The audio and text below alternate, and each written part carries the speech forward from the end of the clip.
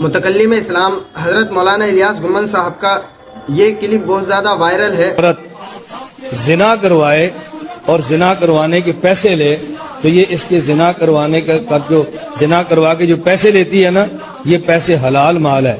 اس کو لے کر غیر مقلدین حضرات اور خاص کر بریلوی حضرات یہ اعتراض کرتے ہیں کہ حضرت نے غلط مسئلہ بیان کیا ہے، یعنی کہ حضرت یہ کہہ رہے ہیں کہ زنا پر اجرت لینا جائز ہے، حالانکہ ایسا بالکل نہیں ہے، کیونکہ حضرت نے جو یہ بیان کیا ہے وہ دراصل حضرت کسی عبارت کا ترجمہ کر رہے ہیں، اور وہ ترجمہ غیر مقلدین کا کر رہے ہیں، یعنی غیر مقلدین اس عبارت کا ترجمہ کیا کرتے ہیں۔ آپ پورا کلپ سنیے اور اس کے بعد بتلائیے کہ یہ کیا حضرت کے ساتھ اس طریقے سے مسئلے کو جوڑنا یا اس طریقے سے حضرت پر الزام لگانا درست ہے؟ فتاوی شامیہ مسئلہ ہے، ما اخذته الزانیۃ ان کان بعقد الاجارۃ فحلال عند ابی حنیفہ رحمہ اللہ تعالی۔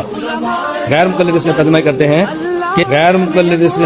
کرتے ہیں کہ اگر کوئی عورت زنا کروائے اور زنا کروانے کے پیسے لے تو یہ اس کے زنا کروانے کا جو زنا کروا کے جو پیسے لیتی ہے نا، یہ پیسے حلال مال ہے۔ زنا کی کمائی حلال ہوتی ہے، حرام نہیں ہوتی۔